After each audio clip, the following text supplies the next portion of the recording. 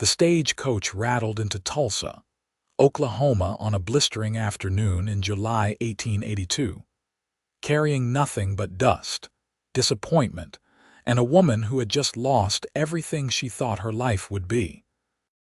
Eleanor Bradford stepped down from the coach onto the unpaved Main Street, her navy traveling dress already gray with prairie dust, her face streaked with the evidence of 3 days without proper washing.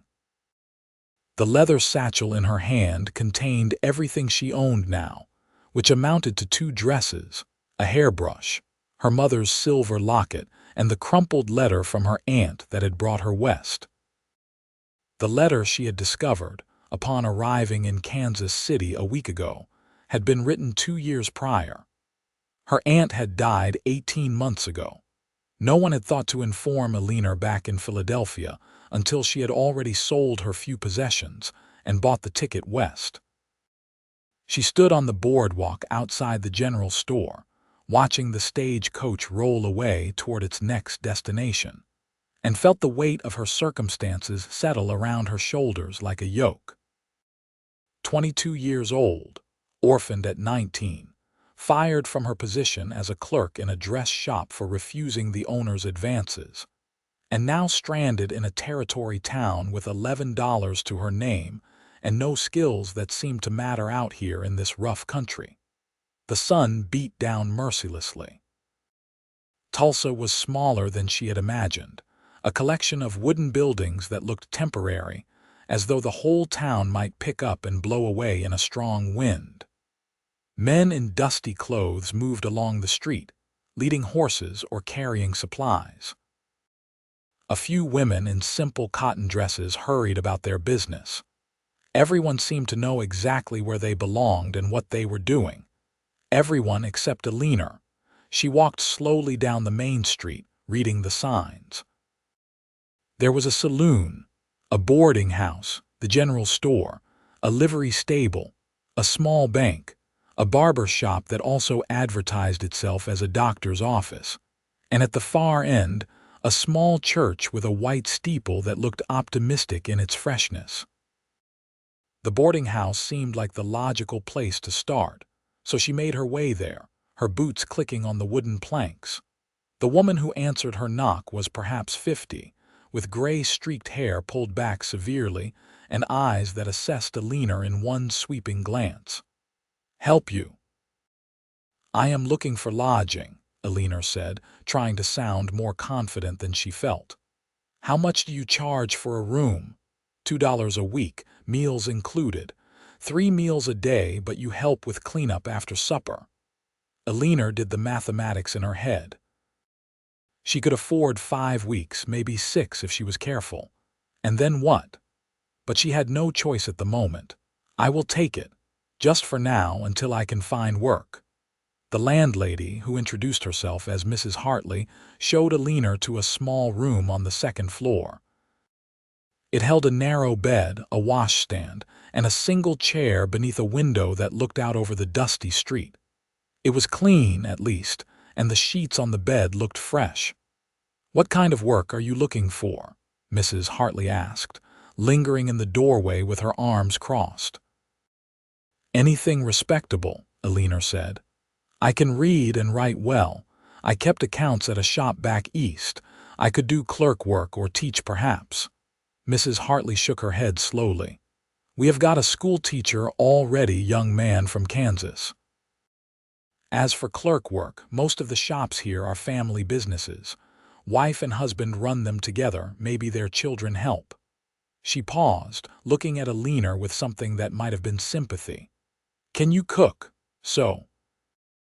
Most women find work taking in laundry or mending, or cooking for the men at the lumber camps or the ranches. Eleanor felt heat rise to her cheeks. "I never learned," she admitted. "My mother died when I was young and my father sent me to a school. They taught us literature and mathematics, but not domestic skills. After school, I went to work in the shop." She lifted her chin slightly, defensive. "I can learn, though. I am not stupid." "Did not say you were," Mrs. Hartley said. but learning to cook and sew well enough that someone will pay you for it takes time. You might ask around anyway. Sometimes the restaurant needs help washing dishes, or the saloon needs someone to clean. It is not glamorous, but it is honest work. After Mrs. Hartley left, Eleanor sat on the edge of the bed and allowed herself exactly 5 minutes to feel sorry for herself. She had learned this trick back in Philadelphia after her father died. 5 minutes to feel the fear and sadness and anger, and then she had to stand up and take the next step forward. Wallowing helped nothing. When the 5 minutes were up, she stood, washed her face and hands in the basin, changed into her other dress, which was slightly less wrinkled, and went back downstairs. She spent the rest of the afternoon walking through Tulsa, asking at every establishment if they needed help. The general store did not. The restaurant already had a cook and 2 girls who helped. The saloon owner looked her up and down in a way that made her skin crawl and offered her work as a saloon girl, which she refused immediately. The livery stable owner actually laughed when she asked if he needed help. By the time the sun was starting to sink lower in the sky, painting the dusty street gold and orange, Eleanor was tired, discouraged, and beginning to feel desperate. She had one more place to try. She had noticed, at the edge of town, a ranch supply store with a small corral beside it. A sign advertised tack, feed, and horses for sale. The store was still open when she arrived. Through the window, she could see a tall man inside, arranging saddles on a rack. She pushed open the door and a bell chimed above her head. The man turned, and Eleanor found herself looking at someone probably not much older than herself, perhaps 25 or 26. He was lean and sun-darkened, with brown hair that needed cutting and eyes the color of creek water, that particular mix of green and brown and gray that changed in the light. He wore dusty trousers, scuffed boots, and a shirt with the sleeves rolled up to reveal forearms corded with muscle. There was something open and honest in his face that made Eleanor feel slightly less afraid. "Help you, miss?" he asked, and his voice was quiet with a drawl that spoke of Texas or maybe further south. "I am looking for work," Eleanor said directly. "Any kind of work. I can keep accounts, I can read and write, I can organize inventory. I am willing to learn anything else that needs doing." The man studied her for a moment, his expression thoughtful. "You are new in town. I arrived today. Come here to meet family." "I came here because I thought I had family," Eleanor said. "I was wrong, so now I need work or I will have to leave and I have nowhere else to go." She had not meant to say that last part, but exhaustion and honesty had gotten the better of her. The man nodded slowly. "I am Yates Turner. I run this place with my father. He is out at our ranch right now checking on the stock." He gestured around the store. "We could use some help, actually. My mother passed 2 years ago, and since then the bookkeeping has gotten away from us. Pa and I, we are good with horses and cattle, but neither of us has much head for figures. We keep trying to sort it out, but we are behind on orders, behind on accounts, behind on everything that requires writing things down." Eleanor felt a surge of hope. "I could do that. I am good with figures." "Pay would not be much," Yates warned. "Maybe $3 a week to start, and we would need to see how it goes." $3 a week plus the $2 for her room meant she would be losing money, but it was a start. "I will take it," she said quickly. "Can you start tomorrow?" "I can start right now if you need me to." For the first time, Yates smiled, and it transformed his face from serious to something warmer. "Tomorrow is fine. Come by at 7 in the morning. I will show you where we keep the books and what needs doing." Eleanor thanked him and turned to leave, but his voice stopped her at the door. "I did not catch your name." "Eleanor Bradford." "Welcome to Tulsa, Miss Bradford. I hope you will find it suits you." That night, Eleanor lay in her narrow bed and listened to the unfamiliar sounds of the town settling into darkness. Somewhere a dog barked. Somewhere else, a piano played in the saloon. The wind rattled the window frame. She thought about the day, about all the closed doors and the one that had finally opened. Yates Turner had seemed kind. That was something. It was more than she had had this morning. The next morning, she presented herself at the ranch supply store at 7 o'clock exactly. The sun was already bright, promising another hot day. Yates was waiting for her, and so was an older man who she assumed was his father. The resemblance was clear in the shape of the jaw and the set of the shoulders, though the older man's hair was gray and his face more weathered. "Pa, this is Miss Bradford. She is going to help us with the books. Miss Bradford, this is my father, Samuel Turner." Samuel Turner shook her hand with a grip that was firm but not crushing. "Pleased to meet you, miss. Yates tells me you are good with figures. We can surely use that. Our books are in a sorry state, I am afraid. Not sure you will be able to make sense of them." "I will do my best," Eleanor promised. They led her to a back room that served as an office. It was chaos. Papers were stacked on every surface, some with coffee rings staining them, others with notes scrawled in margins. Ledgers lay open at random pages.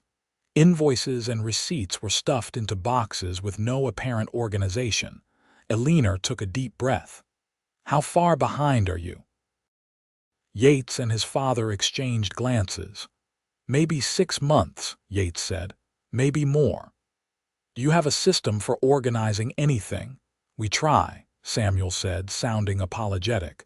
"But we get busy with the animals and the customers, and the paperwork just piles up. My wife used to handle all this. She had a mind for it. We have been lost without her." Eleanor rolled up her sleeves. "All right. I will need a few things. Clean paper, ink, new ledgers if these are too damaged. And I will need to ask you questions as I go through this to understand what these transactions mean." "Whatever you need," Yates said. She set to work. It was slow going at first. The handwriting in the ledgers was often illegible, and the Turners' filing system appeared to be no system at all. But Eleanor had always liked puzzles, and this was essentially a very large, very messy puzzle. She sorted papers into piles by date, then by type. She created new ledgers with clear headings. She made lists of questions to ask Yates or Samuel when they had a moment. The morning passed quickly. Around noon, Yates appeared in the doorway with a sandwich wrapped in cloth and a tin cup of water. "Thought you might be hungry." Eleanor looked up, surprised. She had been so focused on the work that she had not noticed the time. "Thank you. That is very kind." He leaned against the door frame, watching her work. "Making any sense of it, some? You sold 3 horses to someone named J. Mitchell in March, but I cannot find a record of payment. Did he pay?" "Mitchell? Yes, he paid. Cash. I remember because he counted it out in coins. Took forever." Eleanor made a note. "And there is an invoice here for feed delivered to the Rocking W Ranch, but no corresponding entry in the ledger." "That is probably my fault," Yates admitted. "I am supposed to write everything down, but sometimes I forget." "How much do you remember about transactions from 4 or 5 months ago?" he grimaced. "Not much, to be honest." "Then from now on you write everything down immediately," Eleanor said firmly. "Every sale, every purchase, every payment. Write it down the moment it happens, or you will forget." "Yes, madam," Yates said, and there was a hint of amusement in his voice that made Eleanor realize she had been speaking to him as though she were his schoolteacher. "I am sorry," she said quickly. "I did not mean to be bossy. Do not apologize, you are right. We need someone to crack the whip and get us organized. I am glad you are here." He left her to her work, and Eleanor ate the sandwich, which was simple but good, thick slices of bread with ham and cheese between them. She wondered who had made it. Probably Yates himself or his father. Two men living alone, trying to manage a business and a ranch without the woman who had held everything together. She felt an unexpected kinship with them. They were all trying to make their way without the people they had lost. Over the next few days, Eleanor fell into a routine. She arrived at the store at 7 each morning and worked until 6 in the evening with a break for lunch. Slowly, order began to emerge from the chaos of the office. She created proper ledgers, filed papers in a way that made sense, and set up a system for tracking inventory and orders. Yates and Samuel followed her instructions about recording transactions, though she had to remind them several times. She also began to learn about the business. The Turners ran a ranch about 5 miles outside of town, where they raised horses and cattle. Samuel spent most of his time at the ranch, while Yates managed the store and the sales. They sold tack and feed to other ranchers, and they brokered horse sales, matching buyers with sellers for a commission. It was a good business. Eleanor could see that from the numbers. They were making money, or they would be once she got all the accounts straightened out and collected on the debts people owed them. Yates often worked in the main room of the store while Eleanor worked in the office, and she grew accustomed to the sound of his voice as he talked with customers, the creak of leather as he lifted saddles, the jingle of tack. Sometimes he would come to the office door and ask her a question, or she would go out to ask him about an entry in the ledger. They developed an easy working relationship, professional and cordial. It was Friday of her second week in Tulsa when everything changed. Eleanor had stayed late to finish reconciling the accounts from April. The sun was setting, painting the sky in shades of orange and red. Samuel had already headed back to the ranch, and she had thought Yates had left too, but when she emerged from the office, she found him in the main room, attempting to sew a torn leather rein back together. He was making a mess of it, the stitches large and uneven, the thread already tangling. "That is not going to hold," Eleanor said. Yates looked up, frustrated. "I know, but I cannot sell it like this, and I do not want to waste good leather. Ma could have fixed this in 5 minutes. She could sew anything. I am useless at it." "So am I," Eleanor admitted. "I never learned." He looked at her with surprise. "Never. My education was academic, not practical. I can recite poetry and do complex mathematics, but I cannot sew a straight seam or cook a meal that is fit to eat. Out here, I am starting to realize how useless my skills are." Yates set down the leather and the needle. "They are not useless. Look what you have done with our books. We were drowning before you came. Now I can actually find things, and I know who owes us money and who we owe. That is not useless." "Thank you," Eleanor said quietly.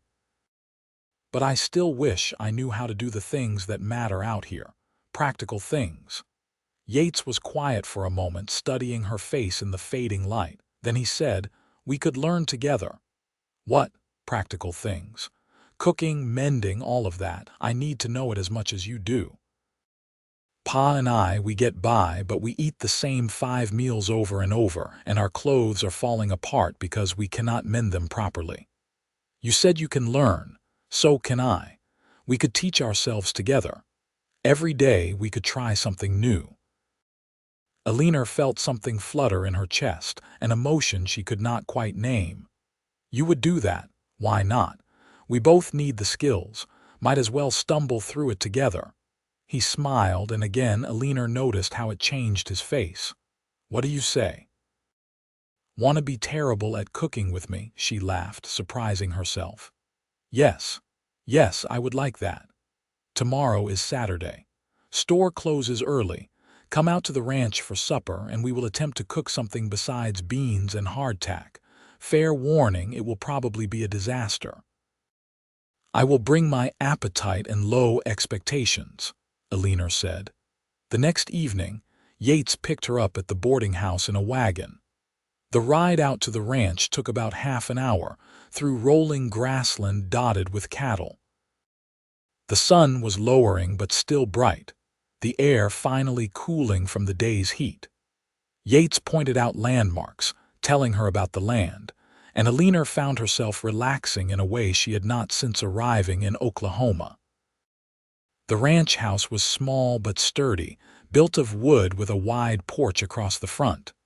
There were outbuildings, a barn, a corral with horses moving in the golden light. Samuel met them on the porch. "Miss Bradford, good to see you. Yates tells me you two are going to attempt to cook something tonight. I am going to make myself scarce. I will be in the barn if you need me, or if the house catches on fire." "That is encouraging," Eleanor said dryly, and Samuel laughed. The kitchen was clean but sparse, with a large iron stove, a wooden table, shelves with basic supplies, and a few pots and pans hanging on the wall. Yates looked around as if seeing it for the first time. "So, what do we make?" Eleanor had actually spent some time thinking about this. "Something simple. Mrs. Hartley at the boarding house made fried chicken earlier this week. It seemed straightforward. You fry the chicken in a pan." "I can pluck and clean a chicken," Yates offered. "That is the easy part." They started with a chicken from the yard. Eleanor tried not to think too hard about the process of turning a living bird into something ready for cooking, but Yates handled it efficiently and without fuss.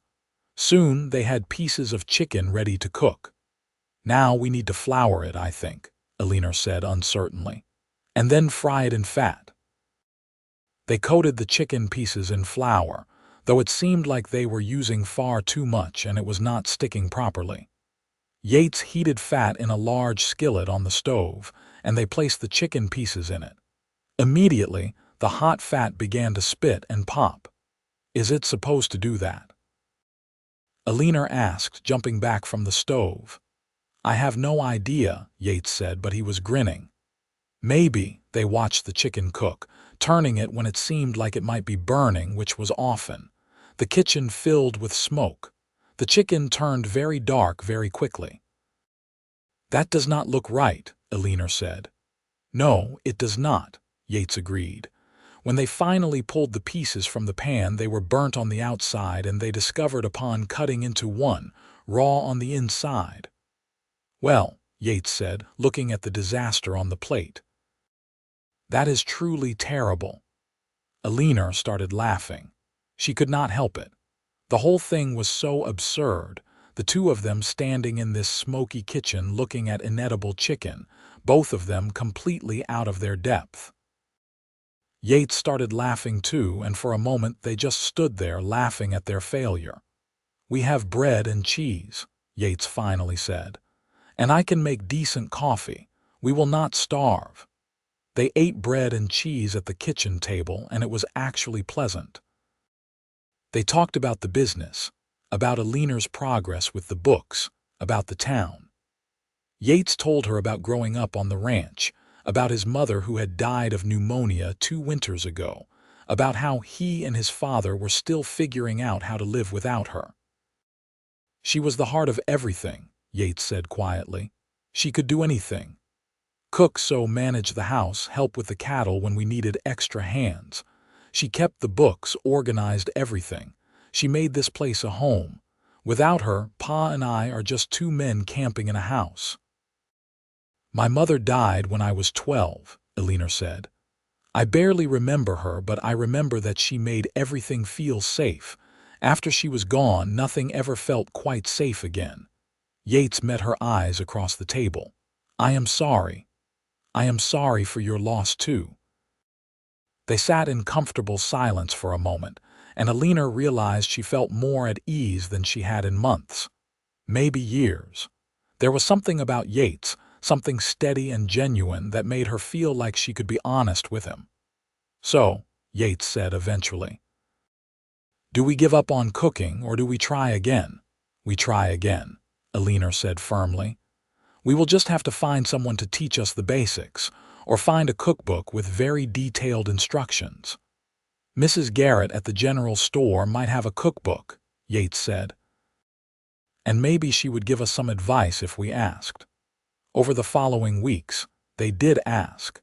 Mrs. Garrett sold them a battered cookbook with stained pages, and she gave them some basic advice about cooking times and temperatures. They practiced every Saturday evening at the ranch, attempting recipes with varying degrees of success. They burned soup somehow. They made biscuits that were hard enough to use as ammunition. They successfully cooked beans, but they were so bland that even Samuel refused to eat them. But slowly, very slowly, they improved. They learned that meat needed to cook longer on lower heat. They learned that baking required precision. They learned to taste as they cooked and adjust. Their failures became less catastrophic, and occasionally they produced something actually edible. And in the process, Eleanor and Yates became friends. They talked while they cooked, sharing stories about their lives. Eleanor told him about Philadelphia, about the strict school she had attended, about her father who had been a clerk in a law office and who had worked himself into an early grave. Yates told her about learning to ride before he could walk, about breaking horses with his father, about the year they nearly lost the ranch to drought. They also began to learn other skills. Eleanor asked Mrs. Garrett for basic sewing instruction, and she in turn taught Yates. They practiced on scraps of fabric, learning to make straight seams, to repair tears, to sew on buttons. They were both terrible at first, but they got better. Eleanor found that she was happier than she had been in a very long time. She liked the work at the store, liked bringing order to chaos, liked feeling useful. She liked Tulsa, despite its roughness. She liked the Turners. Samuel treated her with kindness and respect, often thanking her for her help and telling her she was making a real difference. And she liked Yates, perhaps more than she should. He was good and decent in a way that seemed rare. He treated her as an equal, not as a woman who needed protecting or managing. He listened when she spoke. He made her laugh. He was patient when they were learning new skills, never frustrated when she made mistakes. And he was handsome. She could not help noticing, with his quiet smile and his steady eyes and the way his hands moved with confidence when he was working with leather or horses. But she tried not to think about that too much. He was her employer, and she needed this job. She could not risk complicating things with feelings that might not be returned. It was October when everything shifted again. The heat of summer had broken, and the air had that crisp quality that promised winter. Eleanor had been in Tulsa for 3 months. The store's books were completely in order now, and she had set up systems that would keep them that way. She should have been happy, but instead she felt unsettled. Her work here was largely done. The Turners still needed someone to maintain the books, but it did not require the hours she had been putting in. She could feel her usefulness diminishing, and with it, her reason for staying. She was in the office on a Thursday afternoon when Yates came in, looking serious. "Can I talk to you for a minute?" Eleanor's stomach dropped. This was it. He was going to tell her they did not need her anymore. Of course. Yates sat down in the chair across from the desk. He seemed nervous, which was unlike him. "I have been thinking. You have done an amazing job here. The books are perfect, everything is organized, you have even collected on most of the old debts. We could not have done any of it without you." "Thank you," Eleanor said quietly, bracing herself for the dismissal. "The thing is, there is not enough work here anymore to justify paying you full time. The bookkeeping, once it is set up right, only takes a few hours a week." There it was. Eleanor kept her face calm even though she felt like the floor was dropping out from under her. "I understand." "Wait, let me finish," Yates said quickly. "I have a proposition. Actually, Pa and I both do. We talked about it last night. You know the old Mercer place, about 2 miles east of our ranch?" Eleanor shook her head, confused by the change in subject. "It is a small spread, maybe 40 acres. House, barn, good well. Old man Mercer died last year with no family and the property went up for auction. Pa and I bought it as an investment, thought we might use it for overflow when we have too much stock, but we could do something else with it. I do not understand what this has to do with me, Eleanor said slowly. Yates leaned forward, his eyes intent on hers. What if you started a business? Not working for us, but working for yourself. There are at least 20 ranches within a day's ride of Tulsa, most of them run by men like Pa and me who have no idea how to manage their books.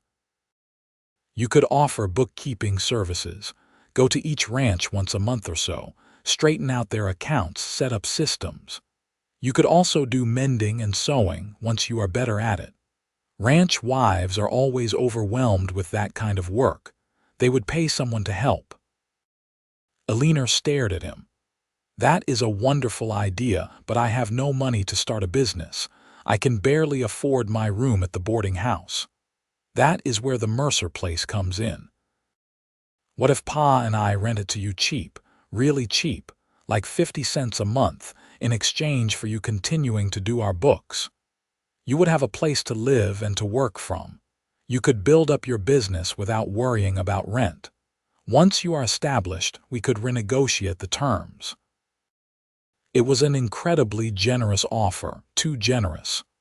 Why would you do that? Yates looked down at his hands, then back up at her. Because you need a chance and because we want to help you. Because you have become our friend and friends help each other. Because I think you could build something real here and I want to see you succeed. Eleanor felt tears prick her eyes and blinked them back. I do not know what to say. Say yes. Say you will at least look at the place and think about it. Yes. Yes, I will look at it. The next day was Friday, and Yates drove her out to see the property. It was a beautiful autumn afternoon, the sky clear and blue, the grass golden.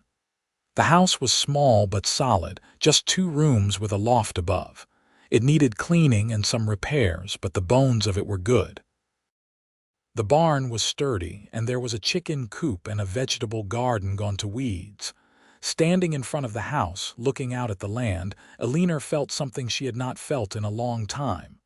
Hope. I could make this work, she said softly. I know you could, Yates said. He was standing beside her, close enough that she could feel the warmth of him. You are one of the most capable people I have ever met, Eleanor. You can do anything you set your mind to. She turned to look at him and found him already looking at her. For a moment, they just stood there, and Eleanor felt something electric in the air between them, something that made her breath catch.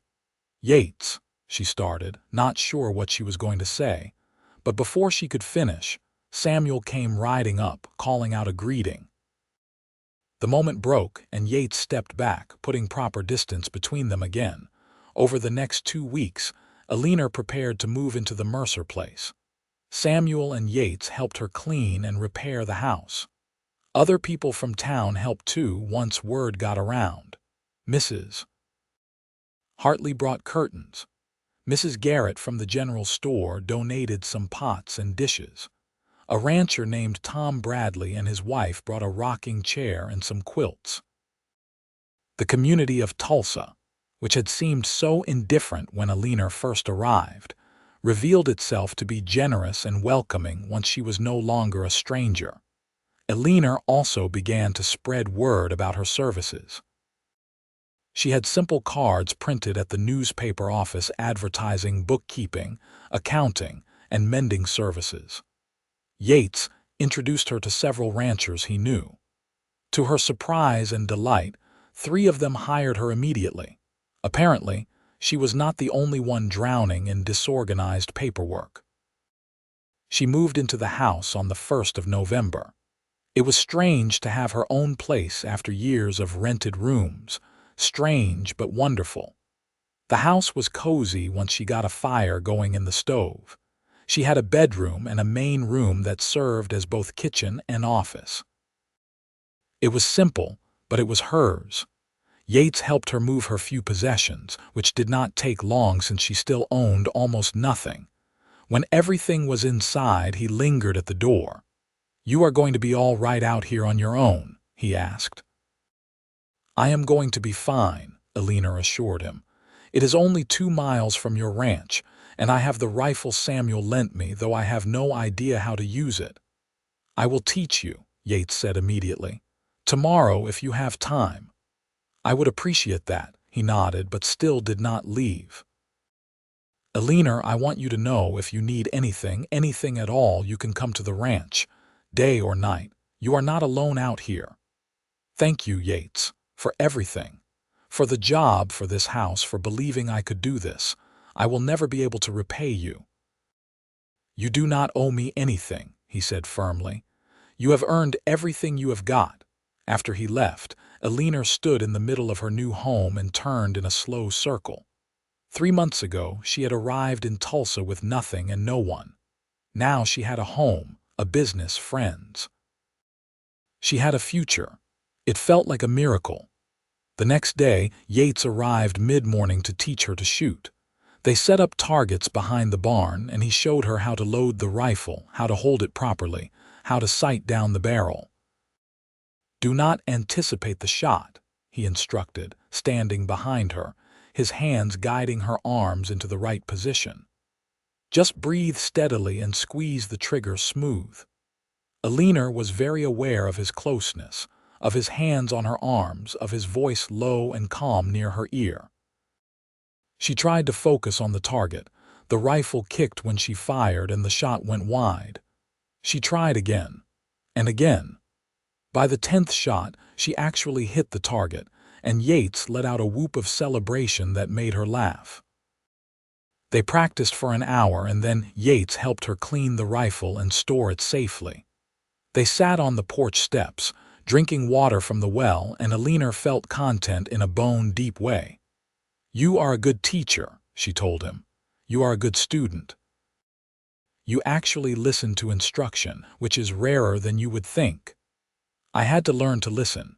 In school, if you did not listen, you got rapped on the knuckles with a ruler. Sounds brutal. It was, but effective." They sat in comfortable silence, watching the clouds move across the sky. Then Yates said, "You are planning to stay, are not you? In Tulsa, I mean. This is not just temporary for you." "I am planning to stay," Eleanor confirmed. "Unless people run me out of town." "They would not. They like you." He paused. "I like you." Eleanor's heart started beating faster. "I like you too." "I mean, I really like you," Yates said, and now he turned to look at her directly. "I think about you all the time. I look forward to seeing you. I make excuses to come by the store office when you are working, just to talk to you. I am not good with words, but I need to tell you that you have become more important to me than anyone has been in a very long time." Eleanor could barely breathe. "Yates, I know I am probably not the kind of man you imagined for yourself," he continued. "I am just a rancher. I do not have much formal education. I can barely read beyond a basic level. I am covered in dust most of the time, but I work hard and I am honest, and I would do anything to make you happy." "Stop," Eleanor said softly. She reached out and took his hand. "You are exactly the kind of man I hoped existed but was not sure I would ever find. You are kind and good, and you treat me like an equal. You make me laugh. You believe in me. Do you really think I care that you are a rancher? Yates, I was a clerk in a dress shop. I have no right to fancy ideas about myself." "You are the smartest person I know," Yates said, "and you are the best person I know." Eleanor squeezed his hand. "I like you too, more than like. I think I am falling in love with you." Yates made a sound that was half laugh, half something else. He lifted his hand to her face, his thumb brushing her cheek. "Can I kiss you, please?"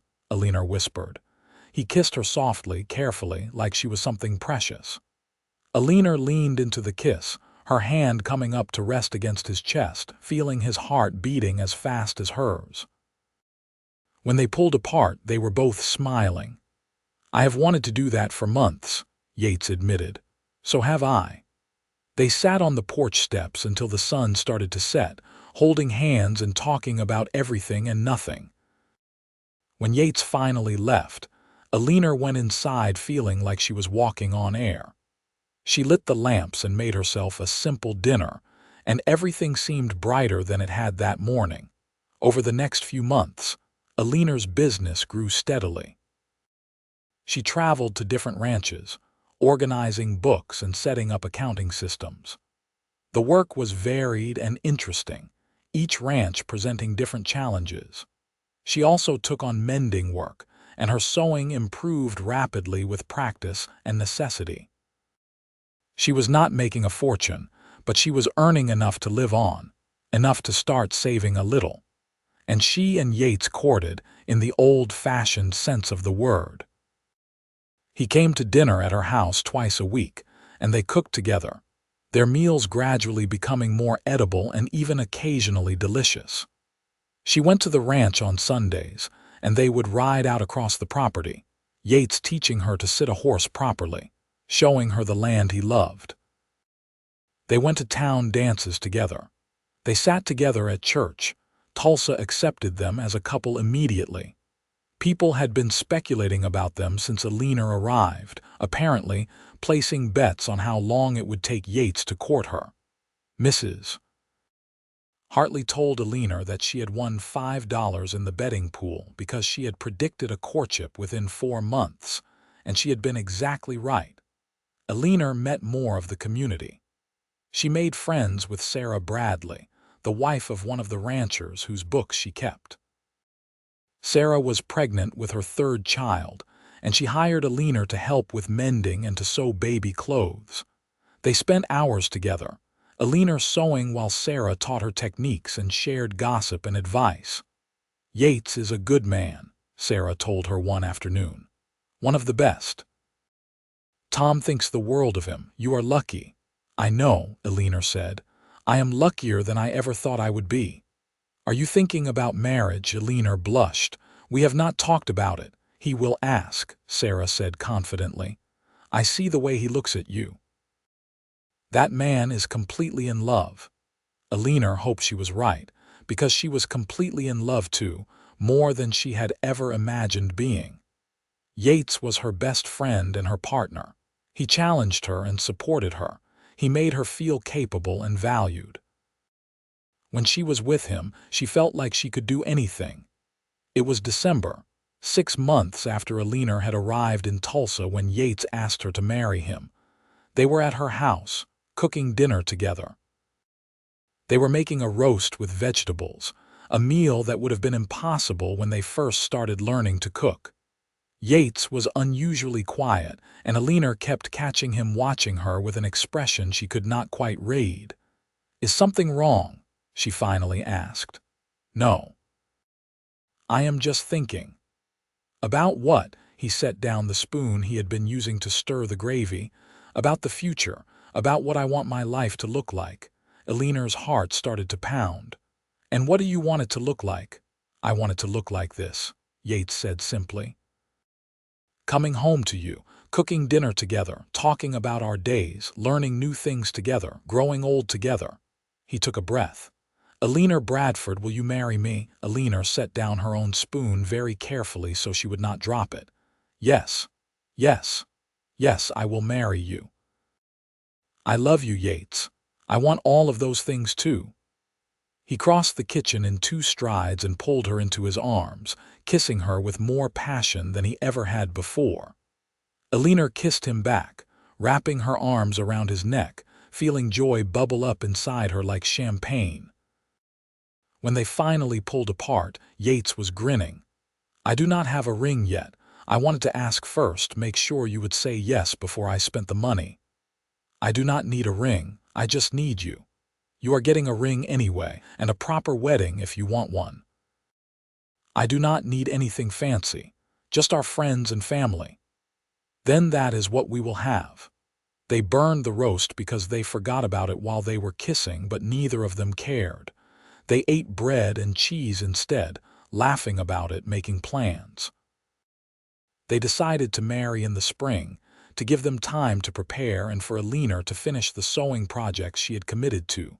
Samuel was delighted when they told him. "About time," he said, pulling Eleanor into a hug. "Welcome to the family, daughter." The word daughter made Eleanor's eyes sting with tears.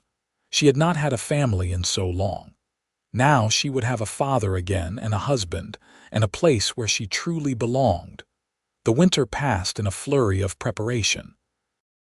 Eleanor sewed her own wedding dress, simple but beautiful, with help from Sarah Bradley and Mrs. Garrett. Yates and Samuel worked on expanding the ranch house, adding 2 more rooms so that Eleanor and Yates would have space of their own while still living with Samuel. Eleanor would keep her own house and use it as her office, traveling from there to the ranches where she worked. They decided to marry in April, when the prairie would be green and the wildflowers blooming. The ceremony would be at the church, with a celebration afterward at the ranch. As the date approached, Eleanor found herself thinking about how much her life had changed. A year ago, she had been in Philadelphia, working in a dress shop, going through the motions of a life that felt empty. She had been alone and afraid, though she had not admitted the fear even to herself. Now she had love, work she enjoyed, a community that valued her. She had learned to cook and sew and shoot. She had learned to ride a horse and keep accounts for a dozen different businesses. She had learned that she was stronger and more capable than she had ever believed. And she had learned what it felt like to be truly loved, not for what she could do or how well she could perform, but for who she was. Yates loved her sharp mind and her determination. He loved her even when she burned dinner or sewed a seam crooked. He loved her in the morning when her hair was a mess, and at night when she was exhausted from a long day of work. He loved all of her, and she loved all of him. The wedding day arrived with perfect weather, sunny and warm but not hot. The church was full of people, nearly everyone in Tulsa and from the surrounding ranches. Eleanor walked down the aisle on Samuel's arm, and when she saw Yates waiting for her at the altar, looking nervous and happy and impossibly handsome in his Sunday best, her eyes filled with tears. The ceremony was simple and traditional. They spoke their vows in clear, firm voices. When the minister pronounced them married and Yates kissed her, the church erupted in applause and cheers. The celebration at the ranch lasted into the evening. There was food and music and dancing. Eleanor danced with Yates, with Samuel, with Tom Bradley and other ranchers she had come to know. Sarah Bradley cried happy tears and told Eleanor she had never seen Yates so happy. As the sun set and the party continued, Yates pulled Eleanor away from the crowd, leading her to the porch where they could have a moment of quiet. "How are you feeling, Mrs. Turner?" he asked, his arm around her waist. "Like the luckiest woman in the world," Eleanor said honestly. "How are you feeling?" "The same, luckiest man in the world." He kissed her temple. "I cannot believe you said yes. I still cannot quite believe you are real sometimes. I am very real, and I am yours now for the rest of my life. And I am yours." They stood together, watching the last of the sunset, listening to the music and laughter from inside the house. Eleanor thought about the day she had arrived in Tulsa, alone and afraid. She thought about standing on the street with her satchel, feeling like her life was over. How wrong she had been. Her life had not been ending that day. It had been beginning. In the months and years that followed, Eleanor and Yates built a life that was rich and full. They worked together, running the store and the ranch with Samuel. Eleanor's bookkeeping business continued to thrive, and she became known throughout the territory as someone who could solve even the most chaotic accounting problems. She also taught other women to sew and keep books, passing on her skills. Yates expanded the horse breeding operation, developing a reputation for training quality horses. He and his father prospered, and they were able to buy additional land and grow their herd. Eleanor and Yates continued to learn together. They learned to can vegetables from the garden. They learned to make cheese. Yates learned to read better, with Eleanor teaching him in the evenings, and his confidence grew. Eleanor learned to handle cattle and to break horses, though she never loved it the way Yates did. They learned how to navigate disagreements and how to support each other through hard times. 2 years after their wedding, Eleanor gave birth to their first child, a son they named James. He had Yates's brown hair and Eleanor's dark eyes, and both of his parents were completely besotted with him. Samuel was an adoring grandfather, carrying James around the ranch and introducing him to horses before the boy could even walk. 18 months later, they had a daughter, Emma, who was fierce and stubborn from the moment she was born. And 2 years after that, another son, Robert, who was quiet and thoughtful. Eleanor ran her business from home now, traveling less but still managing accounts for several ranches. She taught her children to read and write, to cook and sew, to work hard and be kind. Yates taught them to ride and rope, to care for animals, to love the land. Samuel lived to see all 3 grandchildren born, and he passed away peacefully in his sleep when James was 7. Emma was 5, and Robert was 3. They buried him on the ranch, under a cottonwood tree he had planted when Yates was born. The whole community came to the funeral.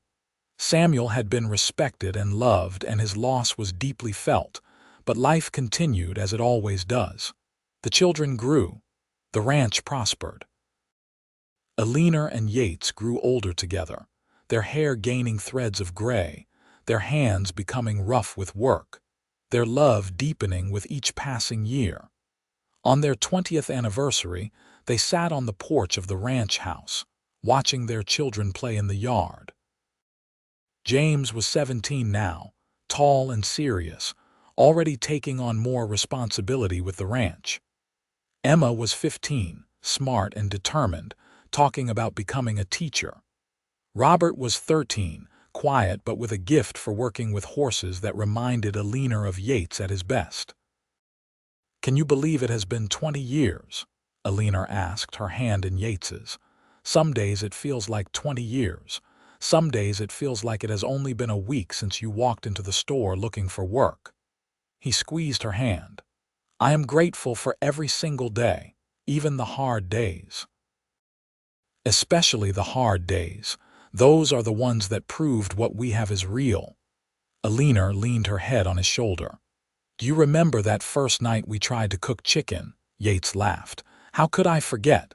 We nearly burned down the kitchen. You told me we would learn together." "And we did. We learned everything together. Best decision I ever made," Yates said. "Asking you to learn with me, asking you to marry me, choosing you every single day." "I choose you too," Eleanor said. "Every single day." They sat in comfortable silence, watching the sun set over the land they had built their life on. 3 children, 20 years, countless challenges and triumphs and ordinary days that had woven together into an extraordinary life. Eleanor thought about that scared young woman who had stepped off the stage coach in Tulsa with nothing to her name but a satchel and a will to survive. She wished she could go back and tell that woman that everything was going to be all right, better than all right. That woman had been so afraid of not being enough, of not having the right skills, of being useless in this harsh new world. But she had learned. They had learned together, and in the learning, they had built something beautiful. As the stars began to appear in the darkening sky, Yates pulled Eleanor closer, and she rested her head on his chest, listening to his heartbeat. Their children's laughter rang out from the yard. From the barn, they could hear the horses settling in for the night. Somewhere in the distance, a coyote called. This was home. This was family. This was love.